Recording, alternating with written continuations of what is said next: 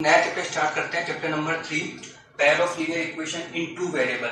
ठीक, इससे पहले वाले चैप्टर में हमने लीनियर इक्वेशन की बात करी थी। तो हमने वहां पे देखा था पॉलीनोमियल वाले चैप्टर में कि मेरे पास जो लीनियर इक्वेशन थी वो कुछ इस फॉर्म में हुआ करती थी, ax plus B is equals to y is equals to ax plus B form में हमारे पास लीनियर इक्वेशन हुआ करती थी। ठीक है, अब यहाँ पे देखा जाए तो x मेरे पास इंडिपेंडेंट वेरिएबल है एंड y मेरे पास डिपेंडेंट वेरिएबल है। ठीक, तो इसी का हमको मॉडिफाइड फॉर्म देखना है। यहाँ पर इस चैप्टर में हमको देखना है इस टाइप की form ax plus b y plus C.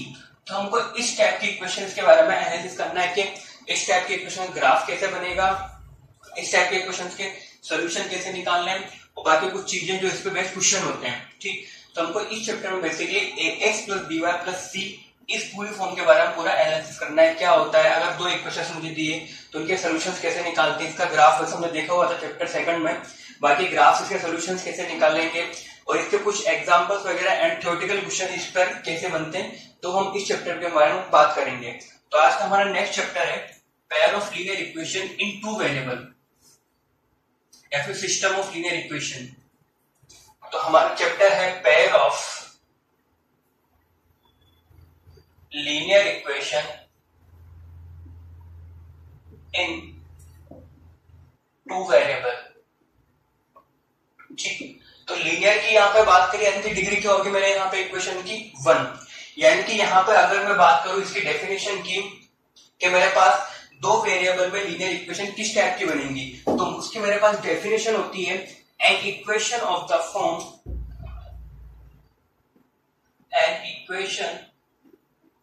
of the form ax plus by plus c where a, b and c are real coefficient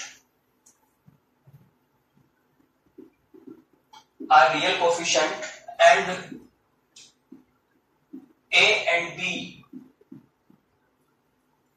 cannot be simultaneously zero is known as linear equation in two variable। ठीक है, तो यहां लिखा हुआ an equation of the form ax plus by plus c where a, b and c are the real coefficient and a and b cannot be simultaneously zero is known as linear equation in two variable। यानी कि इस type की form ax plus by plus c जहां मेरे पास abc क्या है, real number है, तो इस फॉर्म को हम बोलेंगे linear equation in two variable. Two variable क्यों, क्योंकि यहाँ मेरे पास दो वेरिएबल है x एंड y, मेरे यहाँ दो वेरिएबल है इसलिए उसको बोलेगा टू वेरिएबल। अब लीनियर क्यों, क्योंकि यहाँ मेरे पास x एंड y दोनों की डिग्री कितनी मेरे पास यहाँ पे 1, तो ये मेरे पास जनरल फॉर्म बनती है linear equation in two variable ax plus by plus c is the general form of linear two variable equation. ठीक है, अब यहाँ पर जैसे फॉर एग्जांपल की बात करते लिखा हो मेरे पास example x plus Y is equals to 5। ठीक, तो ये मेरे पास एक दो वेरिएबल्स हो गए x एंड y, c मेरे पास क्या होगा, कांस्टेंट हो गया। ठीक, तो ये मेरे पास एग्जांपल हुआ। जैसे दूसरे एग्जांपल की बात करें लिखा हुआ है 2x plus 3y minus 7 is equals to 0। तो ये मेरे पास क्या है, linear equation in two variable. ठीक, यहाँ पे a की वैल्यू क्या हो जाएगी मेरे पास 2, b कितना हो जाएगा मेरे पास 3 एंड c कितना हो जाएगा मेरे पास -7। तो ये मेरे पास ax plus by is general form of linear equation in two variable. ठीक, तो ये मेरे पास इसका जनरल फॉर्म होता है। अब आगे बात करते हैं, यहाँ पे हमने इससे पहले भी चैप्टर नंबर 2 में हमने y is equals to ax plus b linear polynomial देखा था, हमने इसका ग्राफ बनाया था। तो मैंने वहां बताया था कि इसका जो ग्राफ होता है वो ग्राफ क्या होता है, मेरे पास एक स्ट्रेट लाइन होती है। तो यहाँ पे मेरे पास बेसिकली ये और ये दोनों लगभग एक जैसी चीज है, बट फर्क क्या है केवल कोफिशिएंट्स का। यहाँ मेरे पास कोफिशिएंट ऑफ y कितना लिखा हुआ है 1, जबकि यहाँ पे क्या लिखा मेरे पास कोफिशिएंट b। तो यहाँ पे मेरे पास वेरिएबल तो दो है, ठीक है, बट यहाँ मैंने y को as a function of x define किया हुआ है, जबकि यहाँ तो मेरे पास पूरे एक साथ लिखे हुए हैं। यानी कि ये मेरे पास मैंने y को एज ए x एक्सप्रेस किया हुआ है, जबकि यहाँ मेरे पास ax plus b plus c equal to 0 लिखा हुआ है। मैंने यहाँ पे y को as a function of x express नहीं किया हुआ है, दोनों है एक ही चीज बट दोनों के एक्सप्रेशन का तरीका अलग है, ठीक है। ये मेरे पास इसकी एक्सप्लिसिट फॉर्म है, ये मेरे पास इम्प्लिसिट फॉर्म है, ठीक है, इन वेरिएबल। तो ये y में मेरे पास x का एज ए फंक्शन लिखा हुआ है, जबकि ये पूरा x y में फंक्शन लिखा हुआ है। तो उनके इतना सा फर्क है, दोनों की बात एक है बट कोफिशिएंट्स का फर्क है। तो यहां भी हम देखेंगे, तो यहां मैं बोल सकता हूं first point, the graph of linear equation, the graph of linear equation in two variable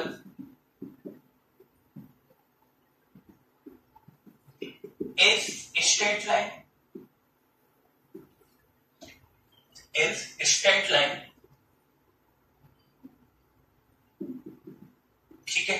the graph of linear equation in two variable is straight line, यानी कि मेरे पास इसका ग्राफ क्या बनेगा, एक स्ट्रेट लाइन बनेगी, ठीक। अब कुछ पॉइंट्स की बात करते हैं। लेट्स सपोज यहाँ पे, और यहाँ पे एक बार ध्यान देना, मैंने बोला a and b can not be simultaneously zero, a और बी दोनों एक साथ जीरो नहीं हो सकते, जबकि सिंगल सिंगल जीरो हो सकते हैं। फॉर एग्जाम्पल जैसे मैंने लिखा यहाँ पे a is not equal to zero, और सेकंड बोल दिया मैंने b is equal to zero, तो यहाँ मेरे पास जो इक्वेशन है वो बन जाएगी, मेरे पास इक्वेशन बनेगी मेरे पास ax, b मेरे पास जीरो होगा तो क्या बचेगा, plus c is equal to zero.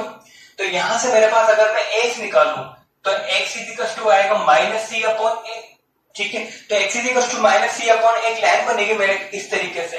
अगर मैं बनाऊंगा प्लेन में लाइन, तो ये x एक्सिस, ये y एक्सिस, तो x इज इक्वल टू लिखा हुआ समथिंग कांस्टेंट, तो लाइन इधर बनेगी या यहाँ कहीं इस तरीके से बनेगी। तो बेसिकली ये जो लाइन बनी मेरे पास स्ट्रेट लाइन है, किसका पैरेलल है, y एक्सिस के। तो यहां मैं बोल सकता हूं line is parallel to y axis. तो यहाँ पे जो लाइन बनी मेरी किसका पैरेलल है, पैरेलल टू y एक्सिस। कब, जब मेरा b क्या हो जाए, जीरो।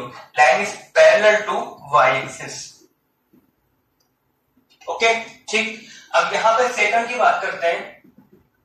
अगर मैं a को जीरो बोल दूं और b को अगर नॉन जीरो बोल देते हैं, तो यहाँ मेरे पास अगर मैं a को जीरो बोलूं तो a को जीरो बोलने पे ये खत्म, तो मेरे पास क्या बनेगा, by plus c is equal to zero.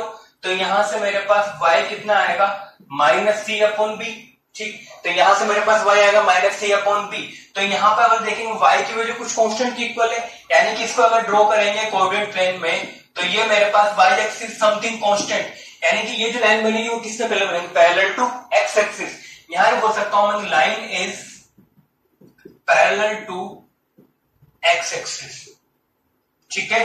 तो ये मेरे ख्याल से आपको क्लियर होगा कि यहाँ पे एक बार मैंने a को जीरो किया, एक बार मैंने b को जीरो किया। अब अगर एक बार ऐसा करें, a भी not equal to zero, b भी not equal to zero, but इस बार मैं c को जीरो कर देता हूं, ठीक है। a भी नॉन जीरो है, b भी नॉन जीरो, बट मैंने किसको जीरो कर दिया, c को। तो मैंने अगर c को जीरो किया तो मेरे पास इक्वेशन बनेगी ax plus by is equal to zero, ax plus by is equal to zero.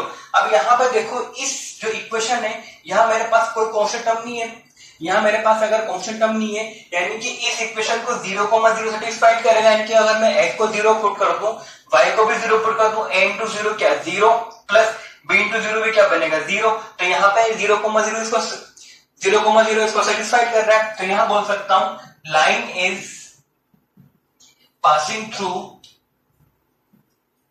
Origin, line is passing through origin, ठीक है। यानी कि यहाँ पे जो लाइन बनेगी वो किससे पास होगी, ओरिजिन से। यानी कि ये जो लाइन है मेरे कुछ इस तरीके से ड्रॉ बनेगी, ये मेरा ओरिजिन, यानी कि लाइन कुछ इस तरीके से जाएगी, तो यहाँ से या फिर यहाँ से या फिर इस तरीके से लाइन की मेरी शेप बनेगी। यानी कि लाइन कहां से पास होगी मेरी 0,0 से।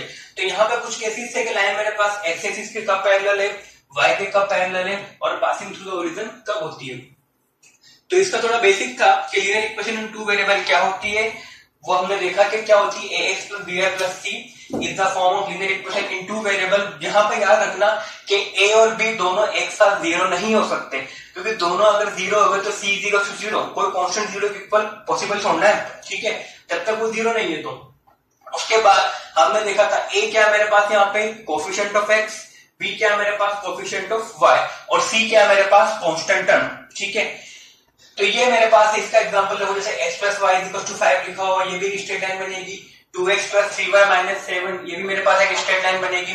तो हमने लिखा हुआ है the graph of linear equation in two variable is straight line, यानी कि इसका जो ग्राफ बनेगा क्या बनेगी, स्ट्रेट लाइन। फिर हमने यहाँ पे कुछ स्पेशल केस देखे।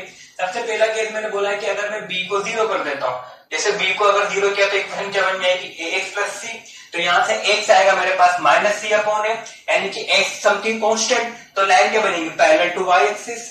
ऐसे अगर मैंने एक बार a को 0 किया तो a को 0 करने पे इक्वेशन बनेगी मेरे पास by प्लस c मेरे पास आएगा y is equal to minus c by b, यानी कि y is equal to something constant, तो y इज इक्वल टू यानी कि लाइन किसका पैरेलल बनेगी, x एक्सिस के पैरेलल। यहाँ पे अगर मैंने एक बार c को 0 कर दिया, a और b दोनों क्या मेरे पास नॉन जीरो, तो इक्वेशन बनेगी ax plus by is equal to 0। तो ये लाइन कहां से पास होती है मेरे पास, पासिंग थ्रू द ओरिजिन। तो ये तीन इसके स्पेशल केसेस हैं जो याद रखना होते हैं। अब बात करते हैं इसके सॉल्यूशंस की, जिसमें हमारा पूरा चैप्टर डिपेंड है। सॉल्यूशन क्या होते हैं,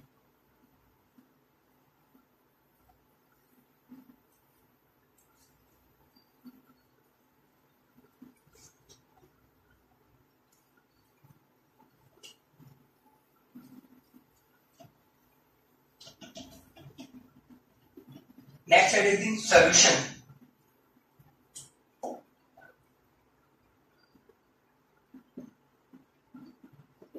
व्हाट इज सॉल्यूशन, ठीक है। सॉल्यूशन की डेफिनेशन देखो, सबसे पहले क्या होता है, a pair of values, a pair of values of x and y satisfy the equation ax plus by plus c is equal to 0 is known as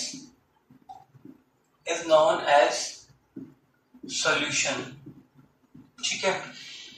A pair of values of x and y which satisfy the equation ax plus by plus c is equal to 0 is known as solution of the given equation, ठीक है।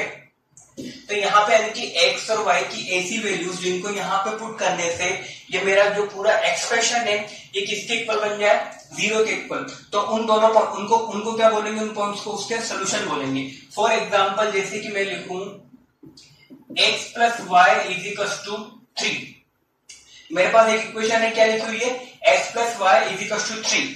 तो यहाँ पे मेरे पास देखो ये equation है कि x और y की ऐसी वैल्यूज इनको पुट करने पे क्या आना चाहिए मेरे पास 3।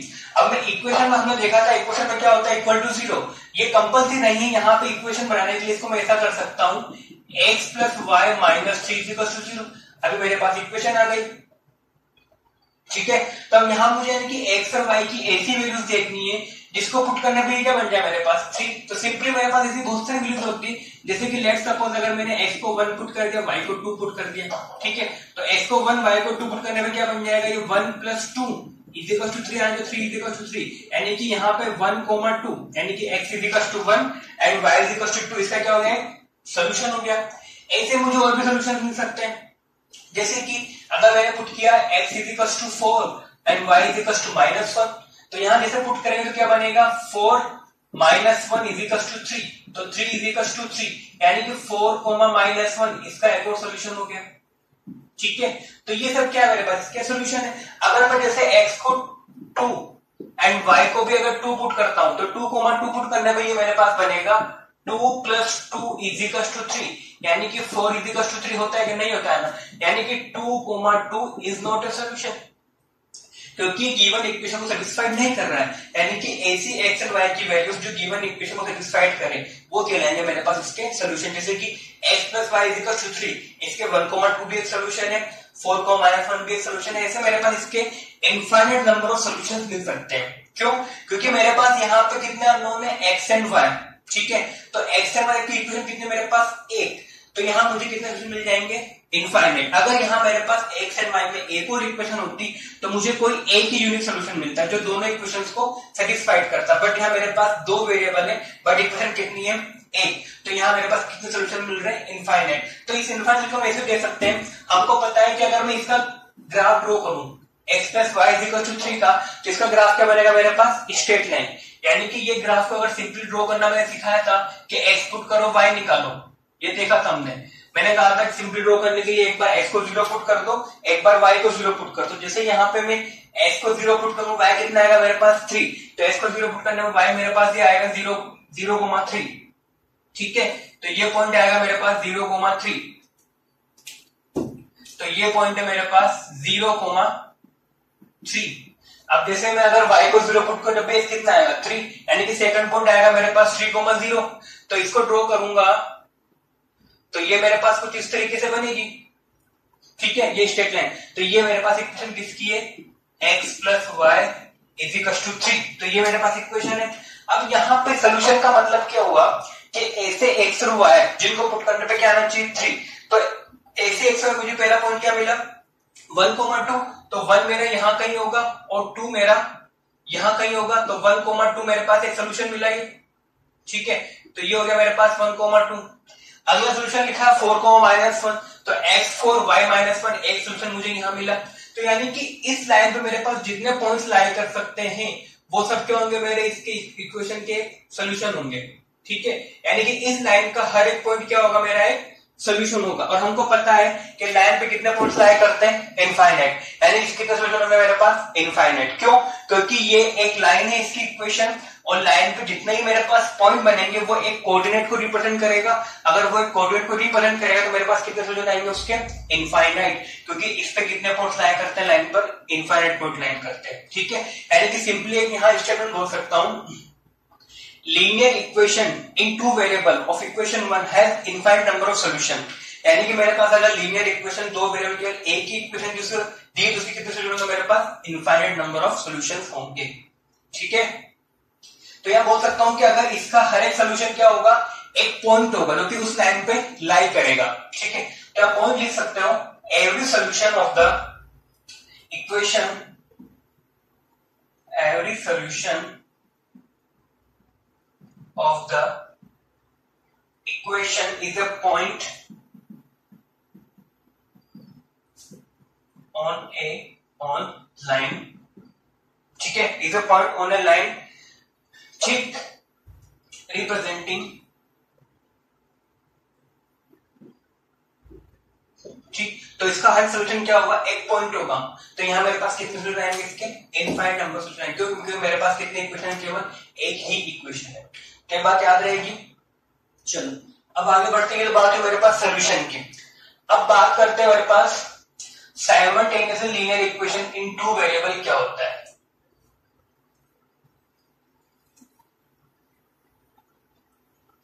Next heading is simultaneously linear equation या फिर सिस्टम ऑफ लीनियर इक्वेशन, दोनों नाम होते हैं इसके। नेक्स्ट हेडिंग इज simultaneous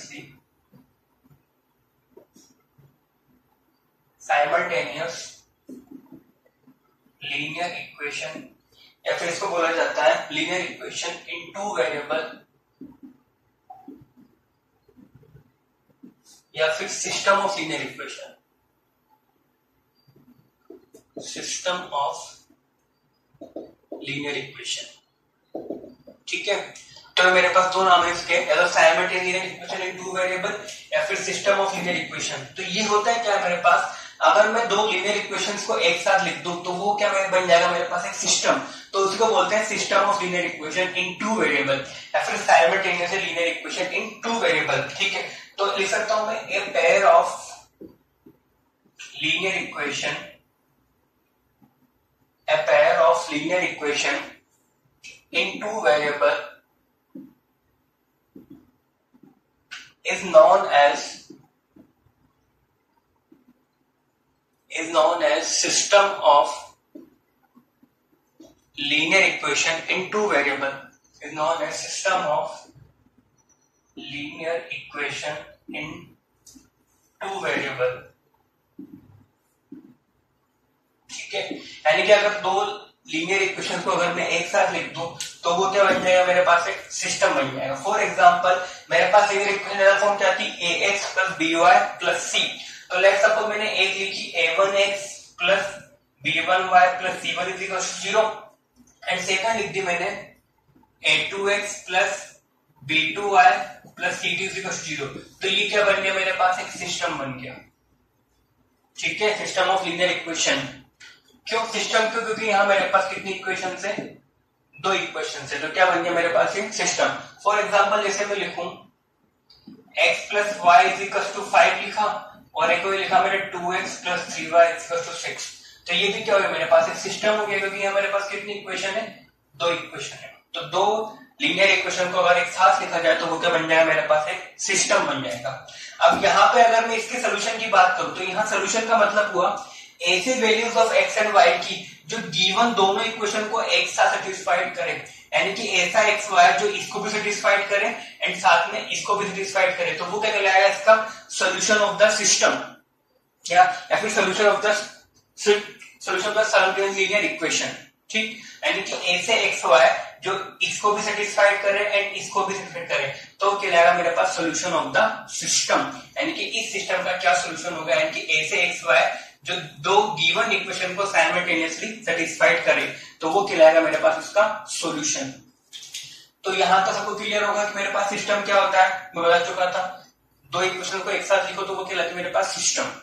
तो हमको पूरे चैप्टर में इसी के बारे में पढ़ना है कि इसका सॉल्यूशन किस किस तरीके से हम निकाल सकते हैं। मेरे पास दो लीनियर इक्वेशन से इनके मैं किस तरीके से सॉल्यूशंस निकाल सकता हूं। तो पूरे चैप्टर हमको इसी के बारे में डिस्कस करना है। अब आगे बढ़ते हैं।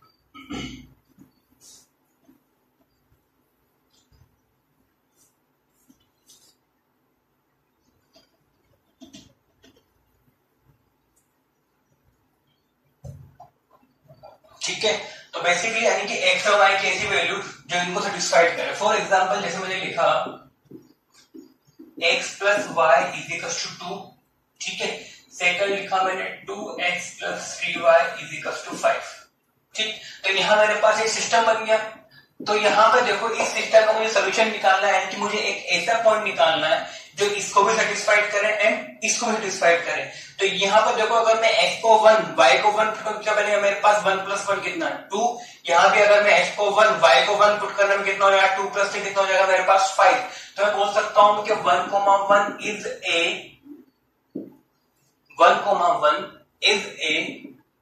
Solution of system. ठीक है, तो 1,1 मेरे पास क्या है कि इस पूरे सिस्टम का एक सॉल्यूशन है। सिस्टम क्यों? क्योंकि मेरे पास कितनी इक्वेशन है यहाँ पे? दो। अब बात करते हैं थोड़ा टाइप्स ऑफ सॉल्यूशन के बारे में कि मेरे पास सॉल्यूशन कितने टाइप्स के हो सकते हैं।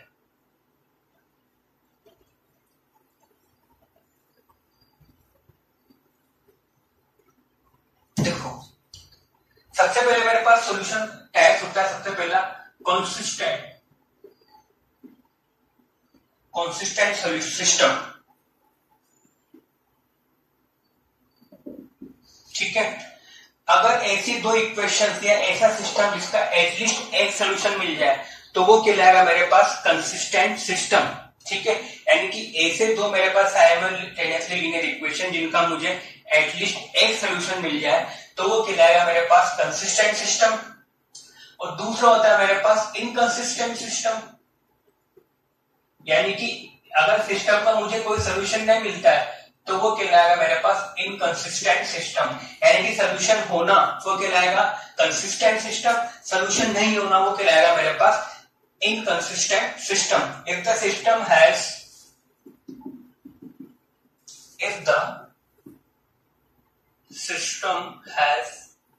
at least one solution. If the system has at least one solution, this system is known as the consistent solution system. And if the system has no solution, if the system has no solution, ठीक है, known as the inconsistent system. यानी कि मेरे पास अगर system का solution exist करता है तो वो कहलाएगा मेरे पास कंसिस्टेंट सिस्टम, और जिसका सॉल्यूशन एग्जिस्ट नहीं करता है वो कहलाएगा मेरे पास इनकंसिस्टेंट सिस्टम। ठीक है, फॉर एग्जांपल है मेरे पास अभी एग्जांपल लिया था अपन ने x plus Y is equal to 2 and 2x plus 3y is equal to 5। तो ये क्या मेरे पास एक कंसिस्टेंट सिस्टम है। क्यों? क्योंकि यहाँ पे मेरे पास इसका सॉल्यूशन क्या मिल रहा है मुझे? 1,1।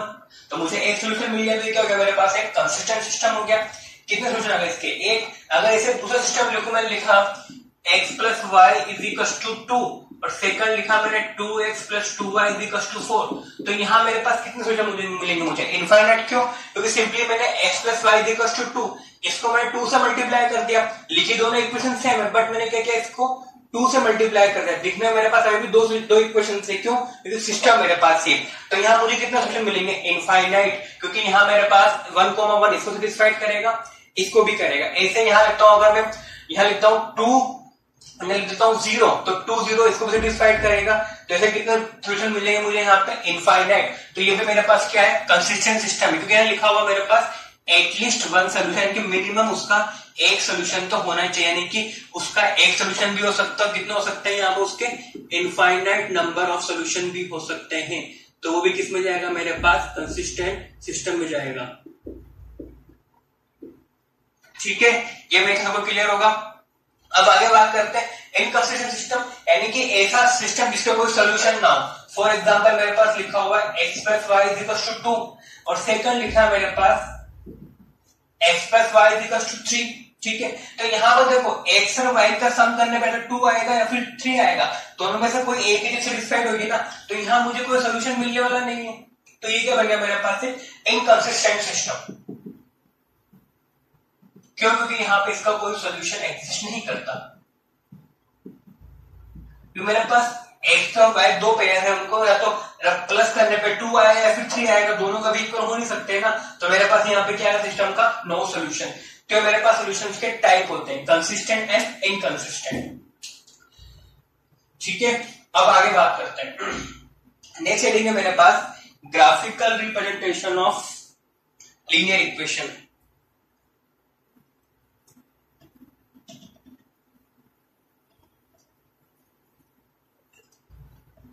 Next heading is graphical representation of linear equation, जो हम इससे जस्ट पहला चैप्टर में पढ़ चुके हैं कि लीनियर इक्वेशन को ग्राफ पे कैसे रिप्रेजेंट करता है।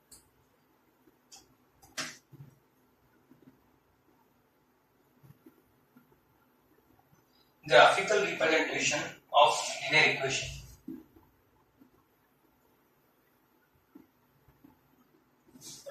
Graphical representation of linear equation, यानी कि मैं लीनियर इक्वेशन ग्राफ पे कैसे रिप्रेजेंट कर सकता हूं। ये सबको आप ये यहाँ पर चैप्टर नंबर 6 में सीखा था कि किस तरीके से हम लीनियर इक्वेशन ग्राफ पे रिप्रेजेंट करते हैं। फॉर एग्जांपल मेरे पास इक्वेशन लिखी हुई है 2x plus 3y is equal to 6। ठीक है, तो मैंने कहा था इसको ग्राफ पे ड्रॉ करना, सिंपली मैंने कहा था एक टेबल फॉर्म करनी होती है। ठीक है, यहाँ पे x यहाँ पे y, मैंने कहा था एक बार x को 0 कर दो, एक बार y को 0 कर दो। जैसे एक बार x को 0 करोगे तो y कितना आएगा मेरे पास? 2, और जैसे y को 0 करोगे तो x कितना आएगा मेरे पास? 3। इन दोनों पॉइंटों पर ड्रॉ कर दोगे कोऑर्डिनेट प्लेन पर, तो फिर इन दोनों को क्या कर दोगे? जॉइन। तो पहला पॉइंट है मेरे पास 0,2, तो 0,2 यहाँ आएगा, 0,3 नीचे आएगा एक्स एक्सिस पे। तो ये मेरे पास बन गई इसकी इक्वेशन, स्ट्रेट लाइन। ठीक है, तो ये है मेरे पास 2x plus 3y is equal to क्या हो गया? 6। ये हमने चैप्टर नंबर 2 में बहुत अच्छे तरीके से सीखा था कि किसी भी लीनियर इक्वेशन को मैं ग्राफ पे किस तरीके से ड्रॉ करता हूं, यानी ग्राफ हमेशा क्या होगा? Always straight line. ठीक है, तो लिख सकता हूं यहाँ पे graph is always straight line. ये बाद में चौथी या पांचवी बार बता रहा हूं कि ग्राफ हमेशा क्या बनेगा? इसका लीनियर इक्वेशन का स्ट्रेट लाइन बनेगा। ठीक है, सिंपली जैसा कि मेरे पास लिखा हुआ let suppose x is equal to k, जो मैंने स्टार्ट लिखा था कि x is equal something constant लिखा हुआ है, यानी कि इसका जो ग्राफ बनाओगे x is equal to k, वो कुछ इस तरीके से बनेगा मेरे पास। ये y एक्सिस, ये मेरे पास x एक्सिस, तो ये बनेगा मेरे पास x is equal to k। तो ये x is equal to k हो गया, तो किसका parallel? Parallel to y axis.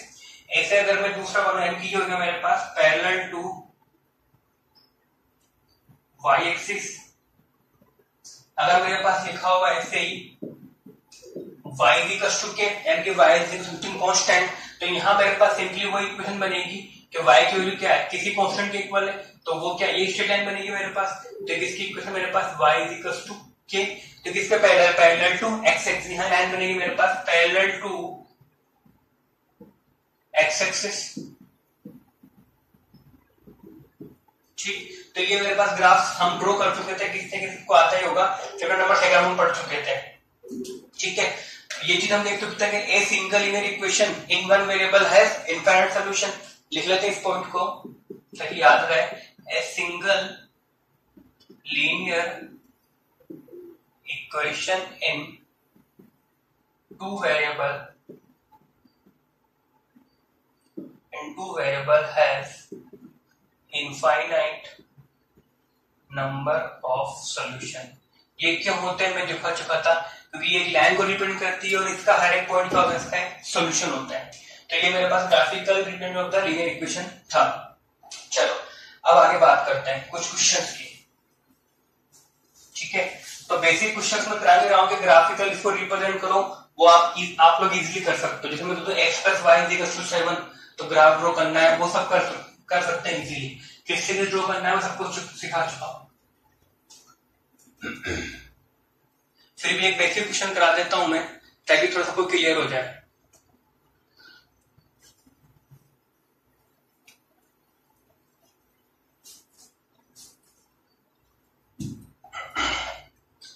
For example जैसे मेरे पास मुझे ग्राफ ड्रॉ करना है रिप्रेजेंट ग्राफिकली। जैसे मेरे पास क्वेश्चन है रिप्रेजेंट ग्राफिकली, और मेरे पास दो इक्वेशन लिखी हुई है। पहली इक्वेशन लिखिए x + y = 7 and 4x - 3y = 12। तो इनको क्या करना है, मुझे दोनों इक्वेशंस को सेम ग्राफ पेपर पर ड्रॉ करना है कि ग्राफ किस तरीके से बनेंगे। ठीक है, तो सिंपली ड्रॉ करते हैं। वही x एंड y एक्सिस, ये x एक्सिस, ये मेरे पास नेगेटिव y, ये मेरे पास नेगेटिव x। सबसे पहले अगर मुझे ड्रॉ करना है x + y = 7, तो सिंपली हमने क्या कहा था, एक बार x को 0 कर दो, एक बार y को 0 कर दो। तो यहाँ इसकी अगर टेबल ड्रॉ करता हूं मैं, तो ये बनेगा मेरे पास x, ये हो जाएगा मेरे पास y। एक बार x को 0 किया, एक बार y को 0 किया। तो जैसे यहाँ मैं x को 0 करूंगा तो x को 0 करने पर y कितना आएगा मेरे पास 7। यहाँ पे अगर मैं y को 0 करूंगा तो x कितना आएगा मेरे पास 7। ये मेरे पास फर्स्ट का हो गया।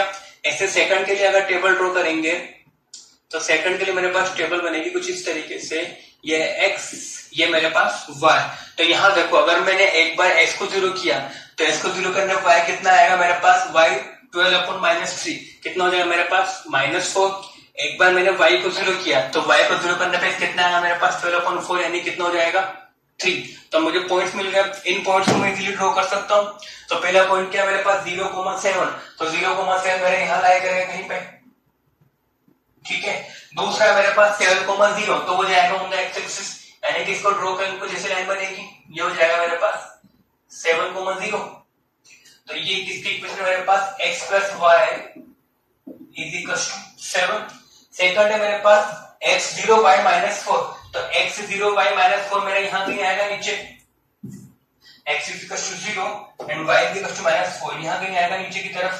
ये आएगा मेरे पास 0, -4। और एक और है मेरे पास 3,0, तो वो 3,0 यहाँ कहीं आएगा। ठीक है, दोनों को अगर ज्वाइन करते हैं तो दोनों को ज्वाइन करने से मेरे पास कुछ इस तरह की इक्वेशन बनेगी, स्ट्रेट लाइन। ठीक है, तो ये किसकी इक्वेशन मेरे पास 4x - 3y = 12। दोनों को रिप्रेजेंट कर दिया मैंने ग्राफिकली।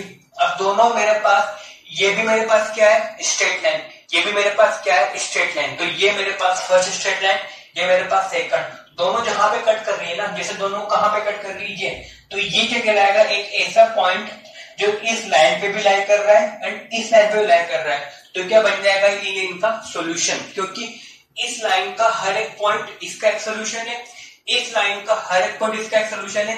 तो दोनों लाइन जहां कट कर रहे हैं, तो दो लाइन कट कर रहे हैं, मुझे क्या मिलता है, एक पॉइंट मिलता है। तो ये जो पॉइंट है वो इस लाइन पे भी लाइन कर रहा है और इस लाइन पे भी लाइन कर रहा है, तो वो क्या बनेगा, इनका एक सॉल्यूशन बनेगा।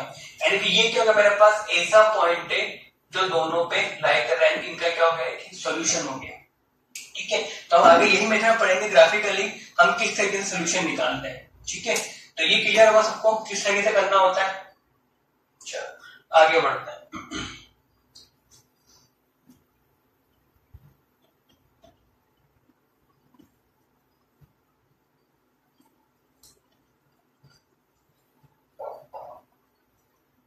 आगे देखो, नेक्स्ट हेडिंग है मेरे पास graphical method of solution of pair of linear equation.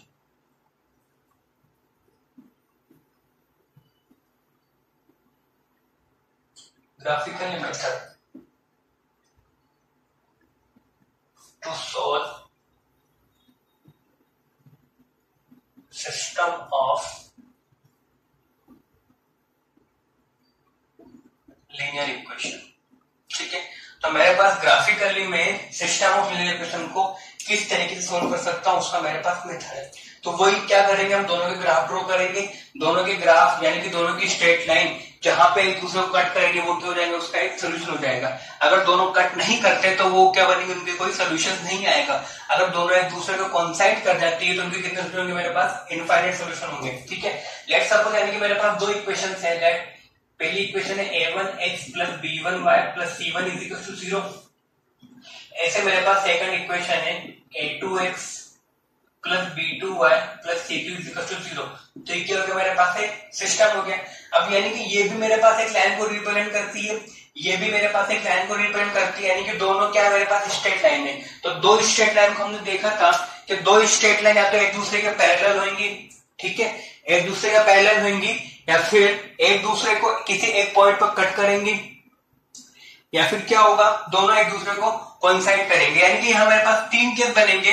तो सबसे पहला केस क्या बनेगा यहाँ पे कि दोनों जो स्ट्रेट लाइन है मेरे पास क्या कर जाए, एक दूसरे को किसी एक पॉइंट पे कट कर जाए इस तरीके से।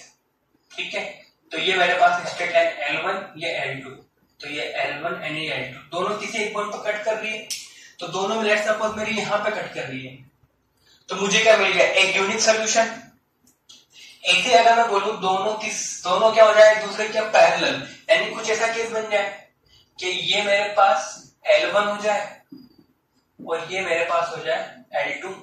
तो यहाँ पे मेरे पास दोनों लाइंस क्या पैरेलल है, तो पैरेलल है तो दो पैरेलल लाइंस कभी दूसरे को कट नहीं करती, यानी कि यहाँ मेरे पास क्या होगा, नो सोल्यूशन। यानी कि यहाँ मुझे कोई भी सोल्यूशन नहीं मिलेगा, क्योंकि मेरे पास दोनों जो स्ट्रेट लाइन है वो कभी एक दूसरे को कट नहीं करेंगे। ऐसे तीसरा केस है, दो लाइन क्या हो जाए, एक दूसरे को कोइंसाइड कर जाए, यानी कि क्या कि एक के ऊपर ही मेरे पास दूसरा, जैसे ये मेरे पास L1 है, इसी के ऊपर मेरे पास क्या हो जाए L2, यानी कि L2 पे क्या हो जाए, यहाँ पर हो जाए, तो वो क्या कहलाएगा, मेरे पास कोइंसाइड कहलाएंगे। ये हो गए मेरे पास L2। तो यहाँ मुझे क्या मिलेंगे, इनफाइनाइट नंबर ऑफ पॉइंट्स, यानी कि ये जो पॉइंट्स हैं वो L1 पे भी लाइन कर रहे हैं एंड L2 पे लाइन कर रहे हैं, क्या मुझे क्या मिलेंगे, इनफाइनाइट नंबर ऑफ सॉल्यूशंस मिलेंगे। तो मेरे पास तीन तरह के सोल्यूशन मिलेंगे, या तो यूनिक सोल्यूशन होगा, या फिर नो सोल्यूशन होगा, या फिर क्या होगा, मेरे पास इनफाइनाइट नंबर ऑफ सॉल्यूशंस होंगे। ठीक है, तो यहाँ देखोगे जैसे मेरे पास दो स्ट्रेट लाइन है। अब सिंपली हम क्या करते हैं, इनके कंडीशन देख लेते हैं कि अगर मेरे पास एक सिस्टम दिया है तो मुझे यूनिक सोल्यूशन कब मिलेगा। तो उसकी मेरे पास कंडीशन होती है कि A1/A2 is not equal to B1/B2। ठीक है, A1 क्या है मेरे पास, कोएफिशिएंट ऑफ x, A2 क्या है मेरे पास, सेकंड लीनियर इक्वेशन का कोएफिशिएंट ऑफ x, ऐसे B1 क्या है, कोएफिशिएंट ऑफ y, B2 क्या है मेरे पास, कोएफिशिएंट ऑफ y। अगर इनका रेशियो यानी कि कोएफिशिएंट्स का रेशियो अगर मेरे पास इक्वल नहीं है तो उनके क्या मिलेंगे, मुझे यूनिक सोल्यूशन मिलेंगे। यानी कि दोनों लाइन कहां कट करेंगी, किसी एक पॉइंट पर कट करेंगे। यानी कि बोल सकता हूं मैं इंटरसेक्टिंग लाइन बनेगी मेरे पास, सबसे पहले पॉइंट लाइन के बनेंगे मेरे पास इंटरसेक्टिंग लाइंस। ठीक है, इंटरसेक्टिंग लाइन तो मुझे क्या मिलेंगे, उनके यूनिक सोल्यूशन, मुझे क्या मिलेंगे, उनके यूनिक सोल्यूशन मिलेंगे। अगर मुझे यूनिक सोल्यूशन मिलेंगे तो सोल्यूशन मिलेगा, सिस्टम क्या बन गया मेरे पास, सिस्टम बन गया मेरे पास कंसिस्टेंट। तो सिस्टम हो गया मेरे पास कंसिस्टेंट सिस्टम। तो ये तीनों चीजें याद रहेंगी कि अगर A1/A2 is not equal to B1/B2 तो लाइंस क्या बनेगी मेरे पास, इंटरसेक्टिंग लाइन बनेगी। सोल्यूशन कैसे मिलेंगे, मुझे इंटरसेक्टिंग सोल्यूशंस मिलेंगे। अगर सोल्यूशंस मिल रहे हैं तो सिस्टम क्या हो जाएगा मेरे पास, कंसिस्टेंट सिस्टम मेरे पास हो जाएगा। कब, जब A1/A2 is not equal to B1/B2। ठीक है, अब दूसरे की बात करते हैं। दूसरे में मेरे पास लाइंस क्या है, पैरेलल है। अगर लाइंस पैरेलल होती है मेरे पास कंडीशन होती है क्या कि A1/A2 is equal to B1/B2। ठीक है, A1/A2 is equal to B1/B2 हो जाए, यानी कि कोएफिशिएंट्स का रेशियो तो क्या हो जाए, equal, but not equal to C1/C2। जबकि रेशियो है C1/C2 के इक्वल नहीं होना चाहिए, यानी कि कोफिशिएंट का रेशियो तो क्या हो जाए इक्वल, जबकि जो कांस्टेंट का रेशियो वो इसके इक्वल नहीं होना चाहिए। तो मेरे पास लाइंस क्या बनेंगी पैरेलल, तो यहाँ पे लाइंस क्या मेरे पास पैरेलल, पैरेलल लाइंस, पैरेलल अगर लाइंस है तो मुझे क्या सॉल्यूशंस मिलेंगे, नहीं, क्योंकि लाइंस कभी भी इंटरसेक्ट नहीं करेंगी। तो लिखूंगा मैं नो सॉल्यूशन। अगर सॉल्यूशन मुझे नहीं मिल रहे हैं तो सिस्टम क्या कहलाएगा इनकंसिस्टेंट सिस्टम, तो सिस्टम कहलाएगा मेरे पास इनकंसिस्टेंट। क्यों, क्योंकि मुझे सॉल्यूशन नहीं मिल रहा है। ठीक है, तो मेरे पास सेकंड की आंसर लाइन के बनेगी मेरे पास पैरेलल। अब थर्ड की बात करते हैं। थर्ड में क्या है मेरे पास लाइंस कॉन्साइड्स हैं। ठीक है, लाइंस अगर कॉन्साइड है यानी कि एक के ऊपर दूसरी लाइन है, यानी कि बेसिकली देख रहे हैं दोनों इक्वेशंस क्या सेम बनेगी ना। दोनों में केवल फर्क किस चीज का होगा कि मेरे पास अगर एक इक्वेशन लिखिए x plus Y is equal to 2, तो सेकंड में क्या है, क्या उसको किसी कांस्टेंट से मल्टीप्लाई कर दिया होगा। इसे लिखा है x plus Y is equal to 2, इसको 2 से मल्टीप्लाई करने में क्या बन जाएगा 2x plus 2y is equal to 4। तो लाइंस मेरे पास दोनों लाइन की सेम है, तभी दोनों का ग्राफ के एक ही बनेगा ना, यानी कि दोनों की इक्वेशन क्या होनी चाहिए सेम। यानी कि सिंपली एक को किससे मल्टीप्लाई, किसी कांस्टेंट से मल्टीप्लाई किया होगा, यानी कि कांस्टेंट से मल्टीप्लाई किया होगा तो उनके जो कोफिशिएंट के रेशियो है वो सब क्या होंगे इक्वल। जैसे यहाँ भी 1/2, यहाँ भी 1/2 या 2/4 कितना हो जाएगा 1/2। यानी कि सिंपली यहाँ मेरे पास अगर लाइन कॉन्साइड सेम, तो यानी कि मेरे पास क्या बनेगा simply a1 upon a2 is equal to b1 upon b2 is equal to c1 upon c2। ठीक है, तो लाइन को है मेरे पास कॉन्साइड,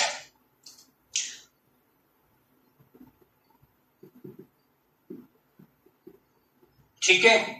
उसके बाद सेकंड लिख सकता हूं मेरे पास है कितने सॉल्यूशन मिलेंगे infinite number of solution, infinite solutions. ठीक, थर्ड मेरे पास अगर सॉल्यूशंस मुझे मिल रहे हैं वो भी कितने इनफाइनाइट, तो सिस्टम क्या बन जाएगा मेरे पास कंसिस्टेंट, क्योंकि सॉल्यूशन है तो सिस्टम क्या हो जाएगा मेरे पास कंसिस्टेंट सिस्टम हो जाएगा। ठीक, तो तीनों केस याद रहेंगे। इन तीनों में से कोई भी एक मेरा ग्राफ पे ड्रॉ होगा, या तो लाइन इंटरसेक्टिंग करेंगी या लाइन पैरेलल होगी, लाइन क्या करेंगी दूसरे को कोइंसाइड करेंगी। ठीक है, अब सिंपली देखो इंटरसेक्टिंग लाइन है तो a1 upon a2 is not equal to b1 upon b2। Line अगर पैरेलल है a1 upon a2 is equal to b1 upon b2 is not equal to c1 upon c2। Lines अगर एक दूसरे को coincide करें तो a1 upon a2 is equal to b1 upon b2 is equal to c1 upon c2। ठीक है, तो ये तो वो मेरे पास ग्राफिकली अगर मुझे चेक करना है तो मुझे लाइंस को ड्रॉ करना पड़ेगा। अगर डायरेक्टली मुझे बिना ड्रॉ कर देखना है तो मैं इन कंडीशंस को चेक करूंगा।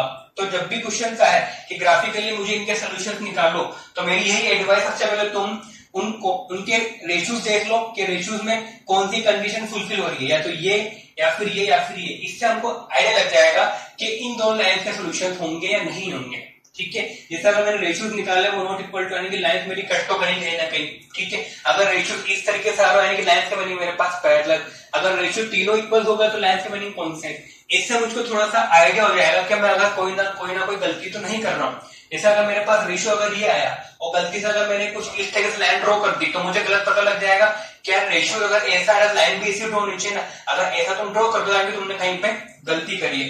तो जब भी ग्राफ ड्रॉ करने से पहले या फिर किसी भी सिस्टम का सोल्यूशन निकालने से पहले इन रेशियोज को देख लो, उससे मुझे आइडिया लगेगा कि सोल्यूशन होंगे या नहीं होंगे। उसके बाद आगे काम को प्रोसीड करना है। ठीक है, अब आगे बढ़ते हैं। जैसे कि इससे बेस्ट क्वेश्चन देखते हैं कोई, जैसे कि क्वेश्चन की बात करता हूं मैं, बिल्कुल बेसिक क्वेश्चन लेते हैं कि ग्राफिकली मुझे सोल्व करना है।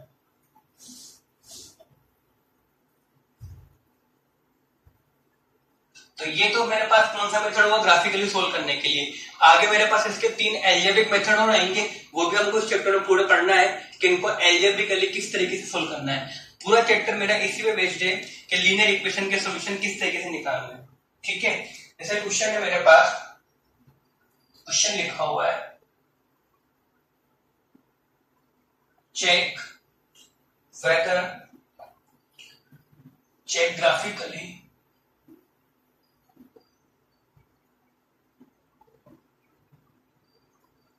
whether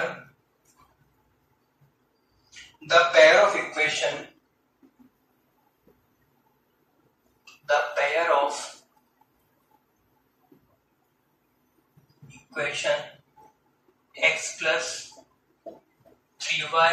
equals to 6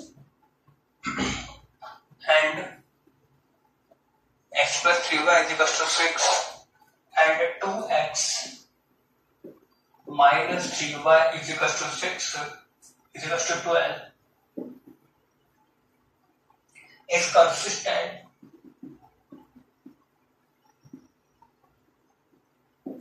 consistent if so solve them graphically.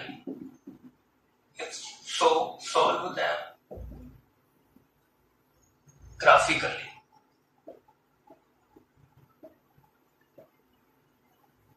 ठीक है, तो मेरे पास क्वेश्चन लिखा हुआ है check graphically whether the pair of equation x plus 3y is equals to 6 and 2x minus 3y is equals to 12 is consistent. तो ये सबसे पहले चेक करना है कि ये जो सिस्टम है ये मेरे पास कंसिस्टेंट है या नहीं, एंड कि सिंपली इसके सॉल्यूशंस मेरे पास एग्जिस्ट करते हैं या नहीं.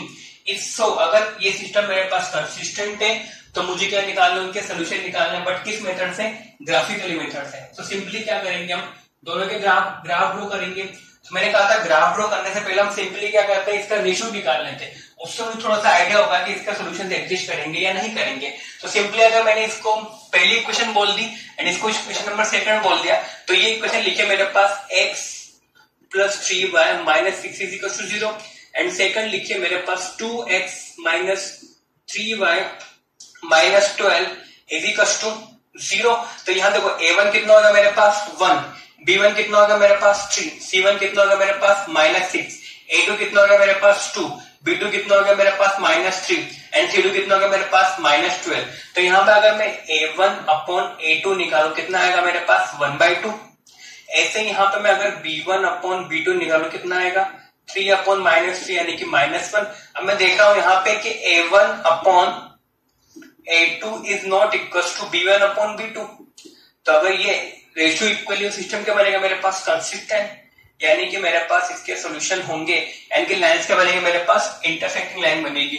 ये रफ में चेक कर देखना, इसको एग्जाम में मत कर देना, ठीक है. ये हम केवल हमारे लिए कर रहे हैं ताकि हमको पता लग जाए कि इसके सॉल्यूशंस होंगे या नहीं होंगे. तो अब मुझे पता लग गया कि इस लाइन से बनेंगे इंटरसेक्टिंग, तो अब सिंपली लाइन ड्रॉ कर देते हैं जैसा कि हमारा मेथड था. सिंपली एक बार x0 एक बार y0 और मुझे इजीली सॉल्यूशन मिल जाएगा. जैसे कि अगर वो लिखी मेरे पास पहली इक्वेशन है x plus 3y is equals to 6, तो फर्स्ट इक्वेशन मेरे पास x plus 3y is equals to 6. तो इसका मुझे ड्रॉ करना, सिंपली क्या करना पड़ेगा, टेबल बनाएंगे, एक बार x0 एक बार y0. ठीक, तो अगर मैं एक बार x0 करता हूं तो x को 0 करने में मेरे पास y कितना आएगा 2, एक बार मैंने y को 0 किया x कितना आएगा मेरे पास 6. ऐसा अगर मैं दूसरे के लिए ड्रॉ करूं, दूसरा मेरे पास 2x minus 3y is equals to 12. तो यहाँ भी सिंपली अगर मैं टेबल फॉर्म करूंगा तो ये x ये y, सबसे पहले मैंने किसको 0 किया x को, x 0 करने पर y कितना आएगा 12 अपॉन -3 यानी कि -4. ऐसे अगर मैं y को 0 करूं तो x कितना आएगा मेरे पास 6. तो मुझे 2 पॉइंट्स मिल गए इजीली. अब इनको मैं ड्रॉ कर सकता हूं. जैसे कि पहला पॉइंट क्या है मेरे पास x0 by 2, तो 0,2 यहाँ कहीं आएगा, ठीक है. तो ये मेरे पास दूसरा है 6,0, तो ये जो स्ट्रेट लाइन मेरे पास इस तरह से बनेंगी, तो ये पॉइंट रहेगा मेरे पास 6,0, ठीक है. तो ये हो गया मेरे पास कौन सी इक्वेशन हो गई, ये x plus 3y is equals to 6. ऐसे दूसरा मेरे पास पहला पॉइंट है 0,-4 यानी कि x 0 y -4 तो हो जाएगा मेरे पास नेगेटिव y में, ठीक है. तो ये जाएगा मेरे पास 0,-4 और अगला पॉइंट है 6,0, वो पॉइंट ये रहा मेरे पास, ठीक है. 6,0 तो मेरे पास यही है. इसको अगर ड्रॉ करूंगा तो वो कुछ इस तरीके से ड्रॉ होगा मेरे पास, ये 6,0 ये इधर से होता हुआ यहां पर जाएगा, ठीक है. तो ये पॉइंट है मेरे पास 6,0. तो ये मेरे पास लाइन जो बन गई, कौन सी लाइन बन गई, ये मेरे पास सेकंड इक्वेशन क्या 2x minus 3y is equals to 12. 2x minus 3y is equals to 12. तो सेकंड इक्वेशन हो गई. तो यहाँ मेरे पास दोनों लाइन है वो कहां कट कर रही है, इस पॉइंट पर, ठीक है. तो दोनों यहाँ पे कट करी, तो ये क्या होगा मेरे पास इसका सॉल्यूशन, यानी कि ये मेरे पास सॉल्यूशन, इसका कोऑर्डिनेट कितना मेरे पास 6,0. तो यहाँ मेरे पास सॉल्यूशन क्या हो गया, इनका सॉल्यूशन हो गया मेरे पास x is equals to 6 and y is equals to 0 is the solution. यानी कि अगर x 6 होगा और y मेरे पास 0 होगा तो ये दोनों इक्वेशंस को साइमल्टेनियसली सेटिस्फाइड करेंगे. हमको दिख भी रहा है यहाँ से.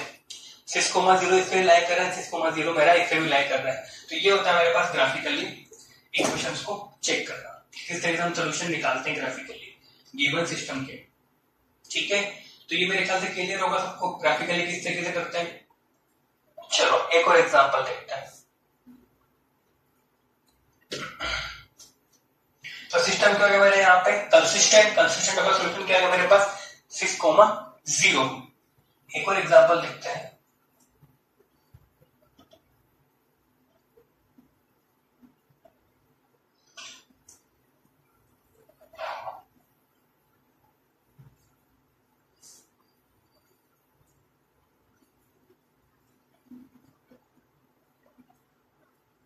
देखो जैसे मेरे पास एक नेक्स्ट क्वेश्चन करते हैं on comparing the ratios.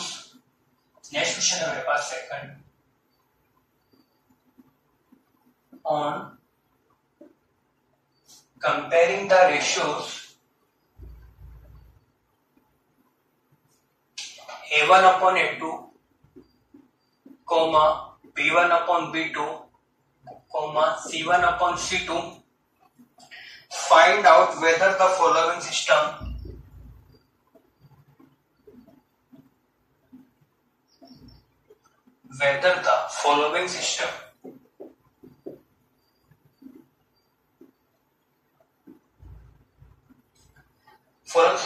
of linear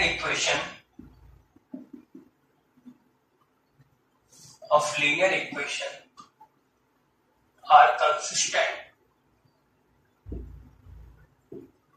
और नॉट।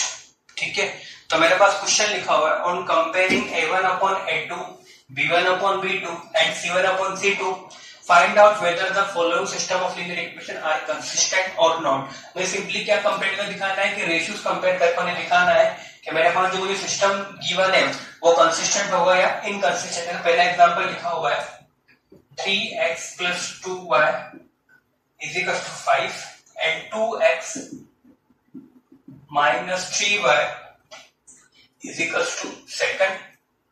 ऐसे मेरे पास b लिखा हुआ है 2x plus 4y is equal to 9, 2x plus 4y is equal to 9 and second equation है 3x plus 6y is equal to x, 3x plus 6y is equal to 8 and c है मेरे पास x plus 2y is equal to 3, x plus 2y is equal to 3 और second है 2x plus 4y is equal to 6, 2x plus 4y is equal to 6। ठीक है, तो simply in तीनों मुझे क्या A1 upon A2, B1 upon B2 and C1 upon C2 का ratios compare करके इनके बारे में बताना है। अब जैसे इसको सोल्व करते हैं तो ये मैंने बोल दिया सबसे पहले इसको कन्वर्ट करना है स्टैंडर्ड फॉर्म में। तो मेरे पास इक्वेशन थी, इसको करना है 3x plus 2y minus 5 is equal to 0 और सेकंड बनेगी मेरे पास 2x minus 3y minus 7 is equal to 0 क्योंकि मेरे पास स्टैंडर्ड फॉर्म थी A1x plus B1y plus C1 is equal to 0। तो कांस्टेंट को इधर लेके आना है, मुझे इक्वल टू 0 बनाना है। ठीक है, तो पहले मैंने बनाया इसको स्टैंडर्ड फॉर्म में। क्यों? क्योंकि मेरे पास स्टैंडर्ड फॉर्म कुछ इस तरीके की होती है, क्या A1x plus B1y plus C1 is equal to 0 और सेकंड होती है मेरे पास A2x plus B2y plus C2 is equal to 0। तो पहले यानी कि इसको मैंने इक्वल 0 बनाया। अब मैं यहाँ पे कंपेयर करके A1 B1 C1 A1 कितना हो जाएगा मेरे पास 3, B1 कितना हो जाएगा मेरे पास 2 और C1 कितना हो जाएगा मेरे पास -5। ऐसे यहाँ से A2 कितना हो जाएगा 2, B2 कितना हो जाएगा -3 एंड C2 कितना होगा मेरे पास -7। तो यहाँ पे कंपेयर करेंगे तो मेरे पास A1 A2 सब कुछ मिल जाएंगे मुझे। देखो यानी कि A1 कितना मिलेगा मुझे 3, B1 मिलेगा मुझे 2 एंड C1 मिलेगा मुझे -5। ऐसे यहाँ पे मुझे A2 कितना मिलेगा 2, B2 हो जाएगा मेरे पास -3 एंड C2 हो जाएगा मेरे पास -7। अब मैं निकालूंगा A1 upon A2 यानी कि 3/2। सेकंड मेरे पास आएगा B1 upon B2 वो हो जाएगा 2/-3। ठीक है, तो यहाँ देखो A1 upon A2 is not equal to B1 upon B2, C1 upon C2 से मुझे कोई मतलब ही नहीं है क्योंकि दोनों रेशियोज इक्वल नहीं आ रहे, तो इससे मुझे कोई मतलब नहीं आता। ठीक है, तो मुझे दिख रहा है कि A1 upon A2 is not equal to B1 upon B2। तो रेशियोज अगर इक्वल लाइन से बनेगी मेरे पास इंटरसेक्टिंग यानी कि इंटरसेक्टिंग लाइन, तो मुझे क्या सिस्टम क्या रहेगा मेरे पास कंसिस्टेंट सिस्टम हो जाएगा। ठीक है, यानी कि यहाँ मेरे पास मुझे क्या मिलेंगे, इसके यूनिक सोल्यूशन मिलेंगे। ठीक, ऐसे सेकंड के लिए करते हैं। तो सेकंड में सिंपली देखो, A1 कितना हो जाएगा 2, B1 कितना हो जाएगा 4, C1 कितना हो जाएगा मेरे पास -9, A2 हो जाएगा 3, B2 हो जाएगा 6 और C2 कितना हो जाएगा मेरे पास -8। तो लिख देते हैं यहाँ पे A1 = 2, B1 = 4, C1 = -9, A2 = 3, B2 = 6 and C2 = -8। अब रेशियोज निकालते हैं। सबसे पहले A1/A2 कितना आएगा 2/3, फिर निकालते हैं B1/B2, वो आएगा 4/6, वो भी कितना हो जाएगा मेरे पास 2/3। ठीक है, अब निकालते हैं यहाँ पे C1/C2, वो कितना हो जाएगा मेरे पास -9/-8, यानी कि सिंपली क्या होगा मेरे पास 9/8। तो यहाँ मुझे दिख रहा है क्या कि A1/A2 = B1/B2 but not equal to C1/C2। A1/A2 and B1/B2 का रेशियो तो क्या मेरे पास इक्वल है, but not equal to C1/C2। तो लाइन से बनेंगे मेरे पास पैरेलल। लाइन अगर पैरेलल है तो वो कभी कट नहीं करेंगी, यानी कि मेरे पास यहाँ पे क्या होगा नो सॉल्यूशन। नो सॉल्यूशन के सिस्टम क्या होगा मेरे पास इनकंसिस्टेंट सिस्टम। तो सिस्टम क्या होगा मेरे पास इनकंसिस्टेंट सिस्टम हो जाएगा मेरे पास, यानी कि यहाँ मुझे कोई सॉल्यूशन नहीं मिलेगा। अब इसकी बात करते हैं, तो इस पे A1 कितना हो जाएगा मेरे पास 3, B1 कितना हो जाएगा 2 और C1 कितना हो जाएगा -3 कैसे, इस 3 उधर लेके आएंगे इक्वल टू 0 करने पे। ऐसे मेरे पास A2 कितना हो जाएगा 2, B2 कितना हो जाएगा मेरे पास 4। ठीक है, उसके बाद A1 मेरे पास यहाँ 1 है, ऐसे C2 मेरे पास हो जाएगा -6। ठीक, तो यहाँ पर देखेंगे A1/A2 कितना आएगा 1/2, B1/B2 कितना आएगा 2/4 यानी कि 1/2। ठीक, ऐसे C1/C2 कितना आएगा -3/-6 यानी कि 1/2। अब यहाँ पर देखते हैं हम कि A1/A2 = B1/B2 = C1/C2। तो यहाँ मेरे पास सारे रेशियोज क्या है इक्वल है। तो सारे रेशियो अगर इक्वल है लाइन बनेंगे मेरे पास कॉन्सिडेंट्स। ठीक है, एंड अगर कॉन्साइड बनेंगे मेरे पास तो क्या होगा मेरे पास इनफाइनाइट नंबर ऑफ सॉल्यूशन। तो मेरे पास कितने सॉल्यूशन होंगे इनफाइनाइट सॉल्यूशन। तो यहाँ पे मेरे पास अगर इनफाइनाइट सॉल्यूशन है तो सिस्टम क्या बन गया मेरे पास कंसिस्टेंट। ठीक है, तो मेरे इस तरीके से क्वेश्चन बनते हैं linear equation in two variable में कि सिस्टम का मेरे पास कंसिस्टेंट होगा, सिस्टम मेरे पास कब इनकंसिस्टेंट होगा। तो मेरे ख्याल सबको क्लियर होगा। एक बार दोबारा रिवीजन कर लें किस तरीके से। तो यहाँ मुझे क्वेश्चन बोला था कि A1/A2 and B1/B2 and C1/C2 का रेशियो को कंपेयर करके मुझे बताना है कि सिस्टम मेरे पास कंसिस्टेंट होगा या इनकंसिस्टेंट होगा। तो मेरे पास ये पहला था। सबसे पहले मैंने इसे किस में कन्वर्ट किया स्टैंडर्ड फॉर्म। मेरे पास स्टैंडर्ड फॉर्म हुआ करती थी क्या कि A1x + B1y + C1 = 0। ऐसे सेकंड थी A2x + B2y + C2 = 0। तो यहाँ मैंने कंपेयर करके क्या निकाला A1 A2 B1 B2 C1 C2। तो A1 कितना आएगा 3, B1 कितना आएगा 2, C1 कितना आएगा -5, ऐसे A2 कितना आएगा 2, B2 कितना आएगा -3, C2 कितना आएगा मेरे पास -7।